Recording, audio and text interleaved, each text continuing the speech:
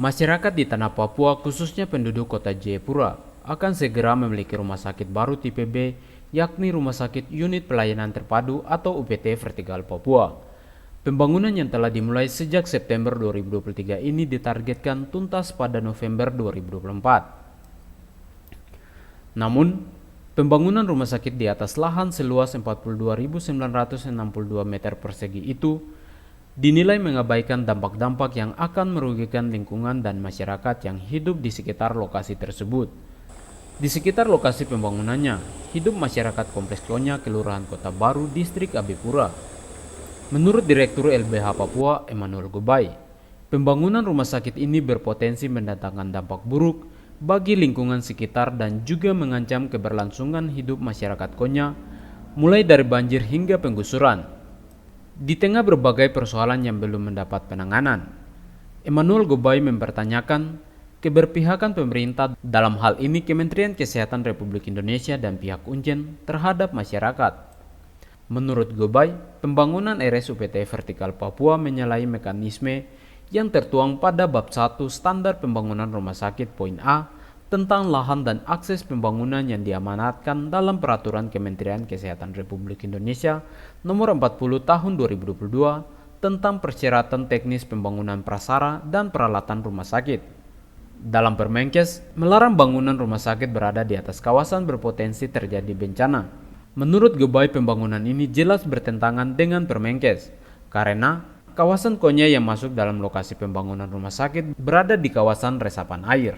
Itu menjadi pertanyaan tersendiri bagi Kementerian Kesehatan Republik Indonesia dan juga Universitas Cendrawasih. Kenapa kemudian bisa ngotot membangun pembangunan itu? Begitu. Karena jelas-jelas nih telah ada aturan yang melarang. Di sisi yang lain, apabila pembangunan ini terus dilakukan, maka tentunya akan berdampak buruk bagi warga, yang mana warga selama ini tinggal di sana saja. Kalau ada hujan yang lamanya 1 atau 2 jam, tentunya akan mengakibatkan kenaikan air atau rumah warga terendam. Di dalam Permenkes tersebut itu menyebutkan pembangunan rumah sakit harus sesuai dengan rencana detail tata ruang wilayah. Nah, tadi saya sampaikan bahwa kawasan tempat dibangunnya rumah sakit itu di atas kawasan resapan air yang dengan tegas diatur dalam Perda nomor 1 tahun 2014 tentang tata ruang wilayah, melarang adanya aktivitas apapun pembangunan di atas kawasan resapan air. Ini kan kemudian dengan tegas secara teknis maupun juga secara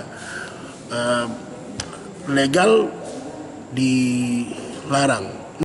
Dampak lain, kata Gobai, pembangunan rumah sakit vertikal ini akan menekan volume air pada area pembangunan rumah sakit ke arah pemukiman warga Konya. Hal itu berpotensi melanggar hak atas lingkungan hidup yang sehat dan hak atas tempat tinggal yang layak.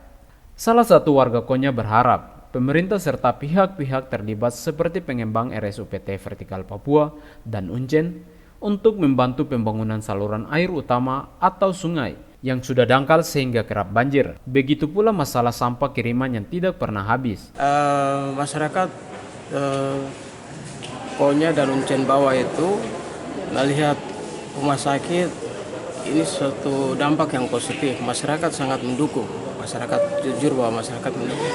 Tapi yang masyarakat mau itu Uncen dan pihak pengembang tolong perhatikan saluran air yang ada di Konya itu.